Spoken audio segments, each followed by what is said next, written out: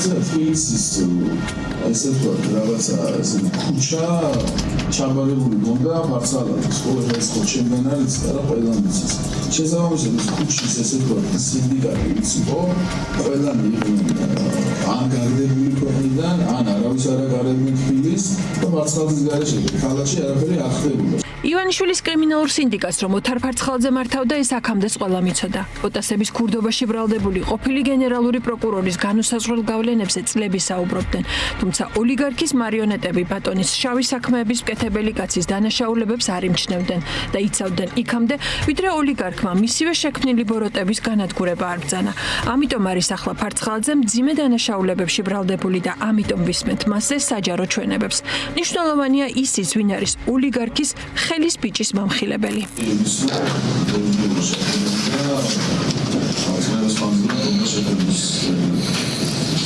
რუსეთის სასარგებლო ჯაშუშობის გამო დასანქცირებულ ოთარ რომანოვ ფარცხალაძეზე მომხილებელი ჩვენება სასამართლოს ძალადობრივი და პრორუსული დაჯგუფება ალტინფოს ხელმძღვანელმა მისცა. კოკა მორგოშია მოსამართლესთან თქვა ის, რაზეც აქამდე მხოლოდ ჭორები დადიოდა. სამართლებრივ სახელმწიფოში წესით მორგოშიასაც ფარცხალაძესთან ერთად უნდა ასამართლებდნენ 5 ივნისის თუ სხვა მის მიერ ორგანიზებული ძალადობების გამო. თუმცა სისტემას ახლა ის მოწმეც სჭირდება, იმისთვის რომ ესენი ილაპარაკოს. ფარცხალაძე ყველა დაიჭირა, ყველა იმაში ჩასულა და ყველა ქვეყნიდან გააძევდა. სავალოს ფარცხალაძე იყო ის რა პროკურატურაც, პოლიციაც და რაღაც ყველაფერი.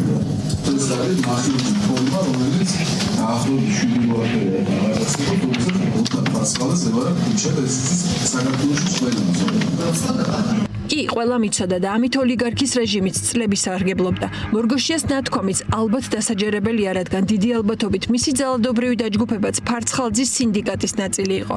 სიახლე არავისთვისაა, რომ ალტინფო თუ კონსერვატიული მოძრაობა ხელისუფლებასთან მჭიდრო თანამშრომლობით შექმნილი რუსული პროექტია და მათ ძალადობრივ დაჯგუფებებსაც ქოცები ყოველთვის კრიზისის დროს იყენებენ. ისინი სავარაუდოდ ფარცხალაძის ბოლო პროექტშიც მონაწილეობდნენ.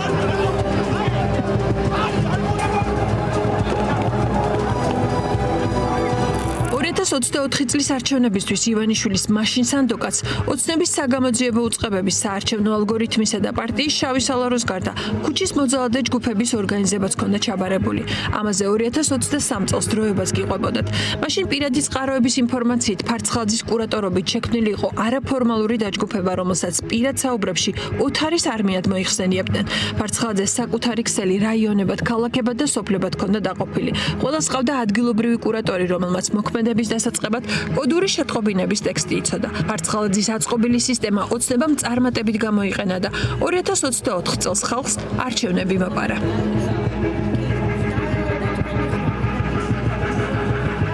ახლა უკვე ყველასგან მოძულებულ ოთარ რომანოვ ფარცხალაძეს წლები ყველაფერი გასდიოდა, იმიტომ რომ ერთი ჩვეულებრივი ჩინოვნიკისგან ქუჩის ბიზნესის და პოლიტიკის შავი მმართველი იმ კაცმა შექმნა, რომელიც 13 წელია ხელისუფლებაში მოკალათებული დანაშაულებრივი სინდიკატის მთავარი შეფია.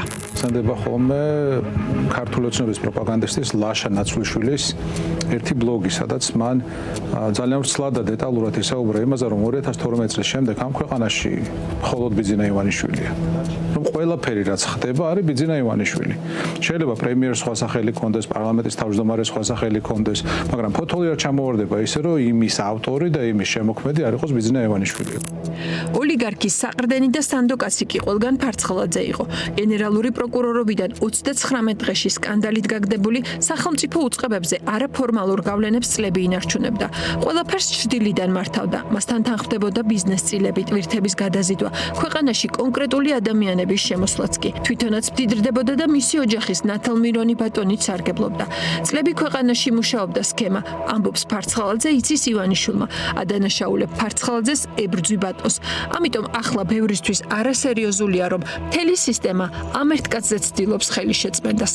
რა თქმა უნდა, ვიღაც ორთად ფარცხალაძე, ხა მე შორს ვარ იმას რისგან, რომ ან ის დავიცვა, ან მასში რაიმე კარგი ამოვიცნო ვინაიდან, როგორც მოქალაქე პირველივე დღიდან მისი გამოჩენისა ძალიან ზუსტ დიაგნოზს უსვამდი მეც და უამრავი ქართველიც მას, ხო?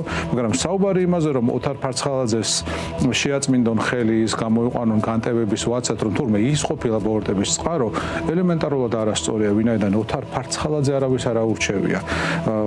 ისევე როგორც ის პრემიერები და ის მინისტრები, რომლებსაც დღეს ასევე განტევების ვაცად იყენებენ, არავის არათუ არ აურჩევიათ, არავინ არ იცნობდა ამ ადამიანებს, ხო? ხა გამოვა იმე რიგითი კოცი და იტყვის, რომ ფარცხალაძეო წინა ხელისუფლების დროსაც იყო, ხო, რაღაც თანამდებობაზე იყო ისეთზე, რომელსაც არც ვიცოდით, რომ ეს თანამდებობა არსებობდა, რომ ან საერთოდ რომ არსებობდა ეს პიროვნება, ხო? მოვიდა ივანიშვილი და ეს ბოტასების ქურდი დანიშნა გენერალურ პროკურორად. ბოტასების ქურდისთვის ყველაფერი დაშვებული იყო. მხოლოდ მას შეეძლო პანდემიის დროს შაკეტილ ქალაქში საკუთარი საშვიანი ჯიპით უპრობლემოდ გადაადგილება. მას პატიოდნენ ბიუჯეტის თანხის მოპარვასაც კი. ამის მაგალითად მხოლოდ DGG-ების სკანდალით საკმარისია. უბრალოდ გაგახსენებთ, რომ ფარცხალაძეს ასახელებდნენ DGG-ების აფიორის მთავარ გმირად, როცა სახელმწიფო ბიუჯეტიდან დაახლოებით 700 მილიონი ლარი მოიპარეს. ეს ყველაფერი არ არის. ფარცხალაძის სახელთან კიდევ ბევრი დანაშაულია დაკავშირებული. კამერების წინ ცემა აუდიტის სამსახურის უფროსი და მაშინ მთელი სისტემა გადაეფარა ამ ადამიანს და 5,000 ლარიანი გირაუთი გამოუშვეს. მე სპორტის მინისტრი, ჟურნალისტური გამოძიებები იყო ამაზე, ხო, წაიყვანა სახში დააბა აწამაღ მერთმა უწყის რა გაუკეთა და არაფერი არ მომხდარა ამის შემდეგაც. გადაეფარა მთელი სისტემა. სისტემის ცინიზმი მაშინ გამოჩნდა, როცა დამნაშავეებად დაზარალებულები გამოაცხადეს. აბა ოლიგარქის ფარცხალაძეს ხომ არ დასჭიდნენ? თორდია მაშინ ასრულებდა მოვალეობას, ის იყო სამსახურის უფროსი, აუდიტის სამსახურის უფროსი. იყო რა მდგომარეობაში და ის არანაკლებ აგრესიულად იქცეოდა ვიდრე ფარცხალაძე და ეს საქმე დღემდე ბოლომდე გარჩეული არ არის. და სამხრივად ფარცხალაძე, ფხიზელ ფარცხალაძემ თორდიას ვთქვათ, როგორ აუტეხა დებოში, ამაშიც მე არ ვეთანხმებ. თუ წაიკითხავ თავიდან ბოლომდე კიდევ ვიმეორებ იპიანთან დაკავშირებით, იკვეთებ რომ ყიფიანი მივიდა ოქუაშვილის ნაცვლად ფარცხალაძესთან თვითონ უნდა მისულიყო, ის შეამოწმეს ჩაწერები თუ არ ჩანაწერები ხო არ აქვს, არავითარი გაუპატიურება, არავითარი სარდაფი ყიფიანმა შეაგინა, რასაც თვითონვე ამბობს და თვითონვე არგანისტის ეს კაცი შეაგინა და ახლა ქართული კაცისთვის შეგინება იცით რაც არის. თუმცა ყველაზე დიდი ერთიანობა ივანიშვილის მარიონეტებმა მაშინ გამოიჩინეს, როცა ოლიგარქის სანდოკაცი ამერიკის შეერთებულმა შტატებმა დაასანქცირა. თან რისთვის რუსეთის სასარგებლო ჯაშუშობისთვის და საქართველოში ოკუპანტის სახელმწიფოს ინტერესის გატარებისთვის, მაგრამ რუსული ოცნებისთვის მაშინ ამას მნიშვნელობა არ ჰქონდა.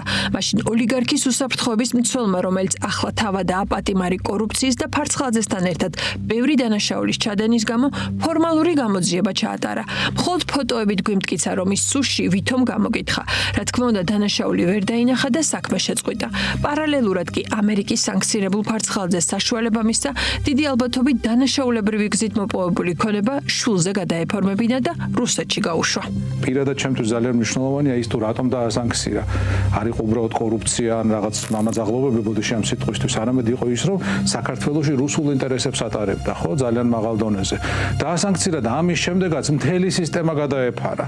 თავისი ეროვნული ბანკით და ასე შემდეგ, ხო, მათ შორის სამწუხაროდ მაშინ პრეზიდენტი ზურაბიშვილი იყო და მასაც თავის წილი ბრალი აქვს იმაში, რომ ხელი დაეფარა ფარცხალაძეს. ხელი დააფარეს რუსეთის მოქალაქეს რომანოვად ქცეულ ფარცხალაძეს. მისი რუსული მოქალაქეობაც ჟურნალისტებმა გაარკვიეს. ივანიშვილის მარიონეტები კი ამის დაჯერებას გვაიძულებდნენ. აქ არის ძალიან მარტივი საკითხი. როდესაც ადამიანი იღებს სხვა ქვეყნის მოქალაქეობას, მან ან თვითონ უნდა აცნობოს საქართველოს, ან შესაბამისი ქვეყნის უწყებამ უნდა აცნობოს საქართველოს ხელისუფლებას. თქვენ იცით, რომ საქართველოსა და რუსეთს შორის კავშირები გაწყვეტილია, შესაბამისად ჩვენ ვერ მივიღებდით ასეთი ტიპის ინფორმაციას რუსეთის ხელისუფლებისგან. ესეც რუსული ოცნების ორმაგი სტანდარტი. ტელევიზორში გვეუბნებიან, რომ ოკუპანტებთან არ თანამშრომლობენ, საქმით კი საპირისპიროს ამტკიცებენ. მაშინაც მნიშვნელოვანი იყო კრემლის კურატორი ნებისმიერ ფასად დაეცვათ. დღეს მოცემულობა შეიცვალა. დღეს გამოყავთ ისე, თითქოს ეს ფარცხალაძე საიდანღაც ჩამოვარდა და ყოფილა ბოროტების წყარო. კი, როგორ არ არის, მე არ ვიძახი, ვიმეორებ ამას, რომ ალბათ, რომ რასაც აბარებენ და აბრალებენ, მაღალი ალბათობით მართლაც ასია. მაგრამ ვინ არის ამაზე პოლიტიკურად პასუხისმგებელი?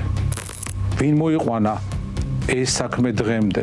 ვინ დააფარა მას, ვინ გახადა ის ჯერ იმად რაც, ანუ საერთოდ არაფერს არ წარმოადგენდა ხო ერთი რიგითი ჩინოვნიკი იყო, არაფერს შეიძლება ჯიბგირი. მაგრამ არანაირი გავლენა არ ქონია. გავლენა მან მიიღო ივანიშვილის ხელისუფლების პირობებში და მისი პირადი კურთხევით. შესაბამისად, იმაზე საუბარი რომ არიქა ფარცხალაძე იყო ცუდი და ეხა ფარცხალაძეს რომ დაუსწრებლად მიუძжиან, იმიტომ რომ ხდით მეტი არ იყო შემტერი რომ ეხა ის რუსეთთან ჩამოიყვანა, ხო? და ამით დასრულდება რაღაც და რაღაც კარგი გაკეთდება. არა, სამწუხაროდ ეს ასე არ არის. ვინაიდან სისტემა, რომელიც შეიქმნა, ის ძალაშია. აი, შევადაროთ, ისევ ვიმეორებ, ეს ხშირად გვითქვამს და გავიმეოროთ 30-იან წლებში რო ეთქვათ, რომ ეხლა ვიჟოვი და იაგოდა დაიხრიტენ და ყველაფერი კარგად არის. არა, ბატონებო, ვიჟო და იაგოდა დაიხრიტენ და მერე ბერიაა, ხო? ბერია დაიხრიტა და მერე არანაკლები სისხლისმელები იყვნენ და 56 წლის 9 მარტი მოგვიწყეს ქართველებს და ასე შემდეგ და ასე შემდეგ. სისტემაა დამპალი. დამპალი სისტემის გაჯანსაღება მხოლოდ ოთარ რომანოვ-ფარცხალაძისთვის ყველაფრის დაბრალებით ვერ მოხდება. წლების განმავლობაში ჩადენილ დანაშაულებებზე პასუხისმგებლობა სხვებმაც, განსაკუთრებით კი ყველაფრის ბოსმა უნდა გაიზიაროს. ბედის ირონიაა ისიც, რომ ივანიშვილის მორჩილი რომანოვი ახლა მოსკოვიდან ამტკიცებს, რომ მისიანებმა საქმე უცხოელი პატრონების დავალებით შეუთხზეს.